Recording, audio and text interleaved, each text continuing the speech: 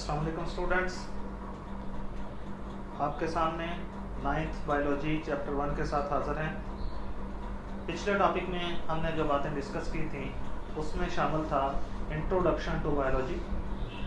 Introduction में जो बातें हमने डिस्कस की, what is the definition of science, what are the branches of science, definition of biology and divisions of biology. इसके बाद जो हमारा नेक्स्ट टॉपिक आता है वो है ब्रांचेस ऑफ बायोलॉजी। बायोलॉजी एक वसी नॉलेज है जिसके में हम जिक्र करते हैं प्लांट्स के बारे में, एनिमल्स के बारे में, माइक्रो ऑर्गेनिजम्स के बारे में। ये हमने 3 मेजर डिविजन्स के बारे में पढ़ा। हमने हर ब्रांच को, हर डिवीजन को मुख्तलिफ ब्रांचेस के अंदर तकसीम कर दिया। उन ब्रांचेस को हम एक एक करके पढ़ते हैं, जिनमें से पहली 5-6 ब्रांचेस जो हैं वो ये हैं morphology, anatomy, histology, cell biology, physiology and genetics.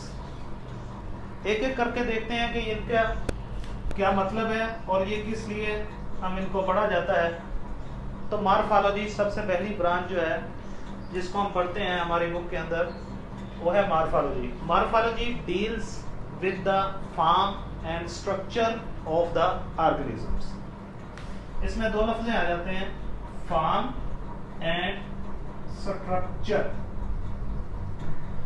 Form and structure का मतलब क्या है कि हम देखते हैं कि किसी जानवर की, पौधे की या माइक्रो ऑर्गेनिजम्स की बैरूनी बनावट कैसी है, उसको हम कहेंगे मॉर्फोलॉजी। लाइक अगर हम एग्जांपल लें एनिमल्स की, तो एनिमल्स में हमारे पास कुछ ऐसे जानवर हैं जो 2 पैरों के साथ उड़ते हैं। तो उनका बॉडी का स्ट्रक्चर क्या है कि उनकी बॉडी पर पैर होंगे उड़ने के लिए, फीदर्स होंगे और चलने के लिए टांगे होंगी।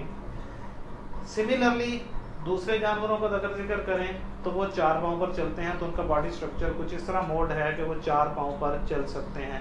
इसी तरह अगर हम ह्यूमन बीइंग्स, इंसानों के बारे में बात करें तो इंसान के पास 2 हाथ और 2 टांगे हैं, उसके साथ चलते हैं। इसके अलावा हर जानवर की बॉडी की शेप्स एक दूसरे से अलग है।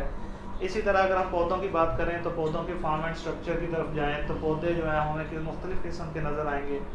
कुछ पौधे ऐसे नज़र आएंगे जो प्लांट्स जो हैं वो दरख्त की शक्ल में हमें नज़र आएंगे। कुछ पौधे ऐसे आएंगे जो हमें छोटे ग्रासेस की शक्ल में नज़र आएंगे। कुछ ऐसे हैं जो जड़ी बूटियाँ हैं। तो these are the forms and structures of the all the living organisms. तो हम जो भी जानदार या जिस ब्रांच को या डिवीजन को हम स्टडी करेंगे उसके अंदर अगर हम फॉर्म और स्ट्रक्चर को स्टडी करेंगे तो हम कहेंगे कि वो या dealing with the morphology of the organisms. Second thing आ गई हमारे पास एनाटॉमी। ये ब्रांच भी डील करती है स्ट्रक्चर को, लेकिन कौन सा structure? Internal structure of body. किसी भी जानदार के जिस्म के अंदरूनी साख्त के मुतालिया को हम कहते हैं एनाटॉमी। इंटरनल स्ट्रक्चर से क्या मुराद है? मसलन अगर हम जानवर की तरफ देखें तो जानवर के बॉडी के अंदरूनी साइड पर, अंदरूनी तरफ किस जगह पर हार्ट का स्ट्रक्चर मौजूद है, किस जगह पर लंग्स मौजूद हैं और मुख्तलिफ ऑर्गन्स ऑफ द बॉडी जो है वो किस तरह किसी बॉडी के अंदर मौजूद हैं, उनकी साख्त का मुतालिया करना ये कहलाता है एनाटॉमी। इसी तरह पौधों की और माइक्रो ऑर्गेनिज्म की अंदरूनी साख्त का जो मुतालिया है उसे हम एनाटॉमी कहेंगे। हिस्टोलॉजी भी है, वो भी स्ट्रक्चर को डील करती है। हमने मॉर्फोलॉजी के अंदर बैरूनी साख्त का मुतालिया किया, उसके बाद हमने देखा कि internal structure of the body. तीसरे नंबर पर जो आ गया वो कौन सा structure? Microscopic structure of tissue.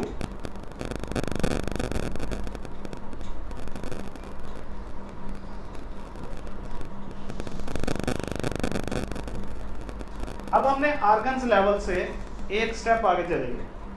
हमने देखा कि कौन से ऑर्गन्स किस किस टिश्यू से बने हुए हैं और किस टिश्यू का स्ट्रक्चर क्या है, उसको हम माइक्रोस्कोप के जरिए देखेंगे। माइक्रोस्कोपिकली हम देखेंगे कि किस ऑर्गन या किस टिश्यू का स्ट्रक्चर किस तरह का है।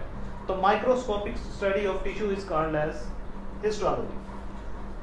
उसके बाद हम एक लेवल और मजीद आगे जाएंगे, उसको हम कहेंगे सेल बायोलॉजी। सेल बायोलॉजी क्या है? Study of organelles of cell. हम powerful microscope like electron microscope के जरिए हम मुतालिया करेंगे कि किसी भी टिश्यू के अंदर मौजूद सेल्स के अंदर कौन कौन से ऑर्गेनेलिस मौजूद हैं। तो सेल की अंदरूनी साख्त का मुतालिया जो है वो कहलाएगा सेल बायोलॉजी। 4 ब्रांचेस को एक दफा फिर रिवाइज करते हैं। Morphology is the form and structure, यानी एक्सटर्नली तौर पर किसी जानदार की बैरूनी साख्त का मुतालिया कहलाता है morphology. Internal structure of body, किसी भी जानदार की अंदरूनी साख्त का मुतालिया कहलाएगा anatomy. Microscopic study of tissue, microscopically अगर टिश्यू का स्ट्रक्चर का मुतालिया अगर हम करेंगे तो वो कहलाएगा हिस्टोलॉजी। और सेल की ऑर्गेनेलिस का मुतालिया जो है वो कहलाएगा हमारे पास सेल बायोलॉजी। 4 ब्रांचेज हो गई। इसके बाद हमारे पास जो 5वीं ब्रांच है उसको हम कहते हैं फिजियोलॉजी। इसको हम कहते हैं फंक्शन ऑफ ऑर्गन्स। हमारी बॉडी के अंदर डिफरेंट ऑर्गन्स किस तरह पाए जाते हैं, कौन सी तरतीब के साथ पाए जाते हैं, वो स्टडी किया हमने एनाटॉमी के अंदर। एनाटॉमी के बाद जो हमारे पास ब्रांच आ गई वो आ गई फिजियोलॉजी। फिजियोलॉजी के अंदर हम ये देखेंगे कि कौन सा ऑर्गन किस तरह काम करता है। मसलन अगर अब दिल के बारे में बात करें, हार्ट के बारे में बात करें, तो हार्ट जो है वो किस तरह ब्लड रिसीव करता है और किस तरह बॉडी के अंदर डिस्ट्रीब्यूट करता है, यानी पंपिंग का काम किस तरह करता है, उसके साथ कौन कौन से ऑर्गन्स मुंसलिक हैं, वो साथ मिलकर उसके साथ काम कर रहे हैं, तो वो स्ट्रक्चर और फंक्शन को हम कहेंगे फिजियोलॉजी। यानी हार्ट के या दूसरे ऑर्गन्स के काम करने के तरीकाकार को हम कहेंगे physiology. Genetics is the branch of biology which deals with the inheritance। inheritance किस बात को कहते हैं? inheritance हम कहते हैं उर्दू में उसको कहेंगे विरासत। विरासत का मतलब क्या है कि एक जानदार से उससे अगली आने वाली नस्ल में ट्रांसफर होने वाली खुसूसियात वो किस तरह ट्रांसफर होती हैं, वो कैसे ट्रांसफर होती हैं, कौन कौन सी खुसूसियत वालिदैन से बच्चों में ट्रांसफर होंगी, ये सारे के सारे स्टडीज को हम कहते हैं जेनेटिक्स। तो आज हम जो है ये 6 ब्रांचेस का हमने मुतालिया किया, morphology, anatomy, histology, cell biology, physiology and genetics. शुक्रिया, अल्लाह हाफ़िज़।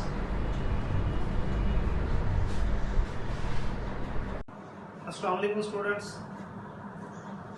9th biology chapter number 1 introduction to biology के टॉपिक के साथ हाजिर हैं। पिछले टॉपिक में हमने ब्रांचेस ऑफ बायोलॉजी का मुतालिया किया था। ब्रांचेस ऑफ बायोलॉजी के अंदर हमने 6 ब्रांचेस का मुतालिया किया, morphology, anatomy, histology, cell biology, physiology and genetics.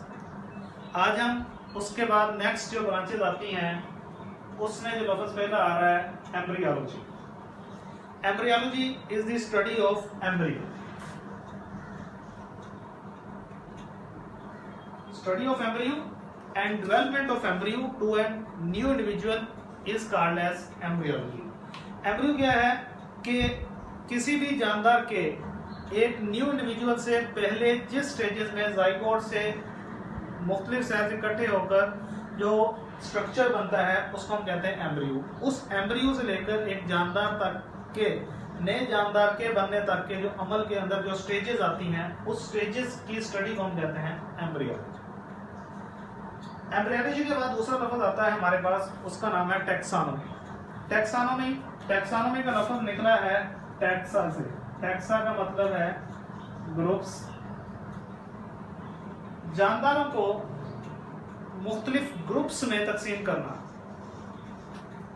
और दूसरा लफ्ज़ इसके अंदर जो आएगा वो आएगा नेमिंग।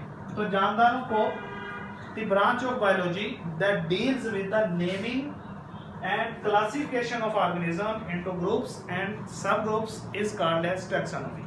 यानी एक जैसी खुसूसियात रखने वाले जानदारों को और एक तरह की खुसूसियात और मिलती जुलती खुसूसियात को हम एक ग्रुप के अंदर तकसीम करने की जो तरीकाकार है, जो मुनज़्ज़म निज़ाम है, उस निज़ाम को हम रखते हैं टैक्सोनॉमी में।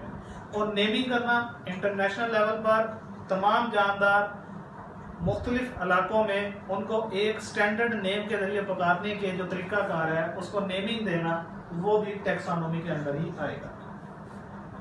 इसके बाद हमारे पास अगली ब्रांच आ जाती है palaeontology. Palaeontology is the study of fossils.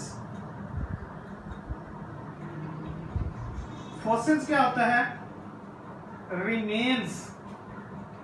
Fossils वो बाकियात हैं जो कि उन जानदारों की हैं जो जानदार दुनिया से खत्म हो चुके हैं। कौन से खत्म हो चुके हैं? जिनको हम कहते हैं एक्सटिंक्ट। एक्सटिंक्ट वो जानदार होते हैं जिनकी नस्ल इस दुनिया से खत्म हो चुकी है। जिनमें हम जानवरों की बात करें तो डायनासोर्स की बात करें, नापैद जानवर हैं जो दुनिया से खत्म हो चुके हैं, उनके जो बाकियात हैं उनको हम कहेंगे फॉसिल्स, और study of fossils is called as palaeontology. इसके बाद आ जाता है हमारे पास environmental biology, study of environment. कौन सा environment? That is related to the living organisms. तो जानदार से तल्लक रखने वाले माहौल की स्टडी को हम कहते हैं एनवायरमेंटल बायोलॉजी। अब माहौल जानदार पर क्या असर डालता है या जानदार माहौल पर क्या असर डालता है, this mutual relationship is also is called as environmental biology. इसके बाद आ जाता है socio biology, social behaviour of organisms. Social behaviour, social behaviour क्या होता है कि किसी सोसाइटी में रहना, यानी मुख्तलिफ जानदारों का मिलकर आपस में जो रहने की सलाहियत है, एक जानदार की मौजूदगी दूसरे जानदार की मौजूदगी या गैर मौजूदगी पर उसका जो इफेक्ट पड़ता है, वो स्टडी कहलाएगा सोशो बायोलॉजी, यानी सोशल बिहेवियर। मुआशरती तौर पर मुख्तलिफ जानदार किस तरह इकट्ठे रहते हैं। तो ये हमारे पास next branches embryology, taxonomy, palaeontology, environmental biology and social biology. Next topic के अंदर हम देखेंगे बाकी जो रिमेनिंग ब्रांचेज रह गई हैं उसको कंप्लीट करेंगे इंशाअल्लाह। अल्लाह हाफिज़।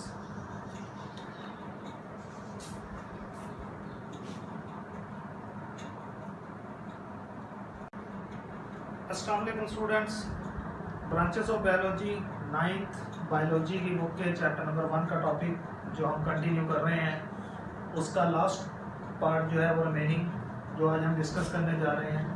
हमने ब्रांचेस ऑफ बायोलॉजी में 11 ब्रांचेस पीछे हम डिस्कस कर चुके हैं। इसके बाद जो हमारे पास बाकी बची हुई ब्रांचेज हैं, उन बाकी टॉपिक के अंदर जो बचा हुआ हिस्सा है उसमें parasitology, immunology, entomology and pharmacology, in 4 branches को हम डिस्कस करना चाहते हैं। सबसे पहले है पैरासाइटोलॉजी। पैरासाइटोलॉजी बायोलॉजी की वो ब्रांच है जिसमें हम स्टडी करते हैं पैरासाइट्स को। What are the parasites? Parasitology is the study of parasites. अब पैरासाइट्स कौन से होते हैं? पैरासाइट्स वो ऑर्गेनिजम्स होते हैं जो अपने से बड़े जानदार पर रहाइश रखते हैं, यानी इनहेबिटेट करते हैं, उसी से खुराक लेते हैं और बदले में उसको नुकसान पहुंचाते हैं। फॉर एग्जाम्पल हम बात करते हैं मच्छर की। आजकल के सीजन में मच्छर काफ़ी है, हर बंदा इससे वाकिफ है। मच्छर क्या करता है? एक तो मैमल्स का खून चूसता है, उससे खुराक लेता है और बदले में उसको मुख्तलिफ किस्म की मलेरिया जैसी बीमारियां या डेंगू जैसी बीमारियां जो है उसको देता है। यानी जानदार दूसरे जानदार पर खुराक लेना और बदले में उसको नुकसान पहुंचाना, ऐसे जानदारों को हम कहते हैं पैरासाइट्स। तो study of parasites is called as parasitology. Immunology, immunology is the study of immune system.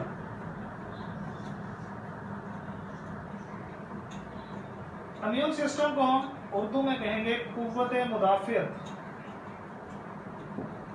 कुव्वत मुदाफियत कौन सी होती है?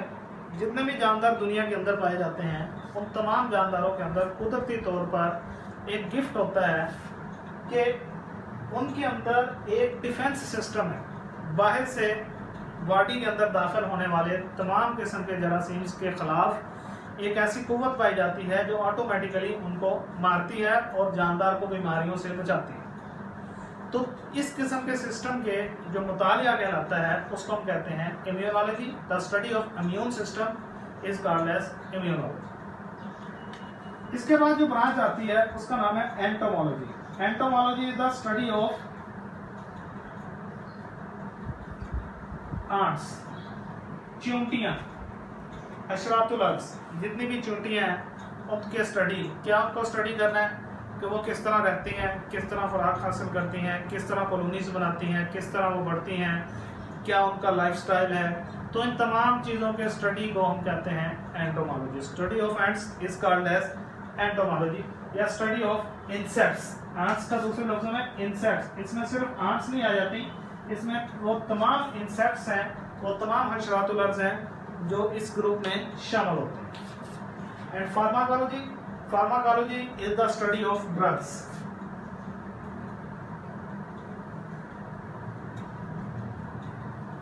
अब ड्रग्स का जो आम फहम में जो मतलब दिया जाता है वो ये दिया जाता है कि मंशियात को ड्रग्स का नाम दिया जाता है, लेकिन ड्रग्स जो है वो ऐसी चीज़ें होती हैं जिनमें अद्वियात भी शामिल है, जिनमें वो तमाम केमिकल्स शामिल हैं जो इंसान की बॉडी के अंदर अच्छा या बुरा असर डाल सकती हैं। तो अच्छा असर अगर डालेंगे तो हम उनको मेडिसिन का नाम दे देते हैं, बुरा असर डालेंगे तो हम उनको मंशियात का नाम दे देते हैं। कलेक्टिवली ये सारी चीज़ें कहलाती हैं ड्रग्स। तो study of drugs, it's effects on human body and other organisms, और इनकी डेवलपमेंट, इनका स्ट्रक्चर, इनके असरार, फ़ायदे, नुकसान, इन तमाम चीज़ों की जो स्टडी है उसको हम कहते हैं फार्माकोलॉजी। तो इसके साथ हमारा जो टॉपिक है मेन ब्रांचेस ऑफ बायोलॉजी ख़त्म होता है। नेक्स्ट जो है अगले टॉपिक के साथ हाजिर होंगे इंशाअल्लाह। अल्लाह हाफिज़।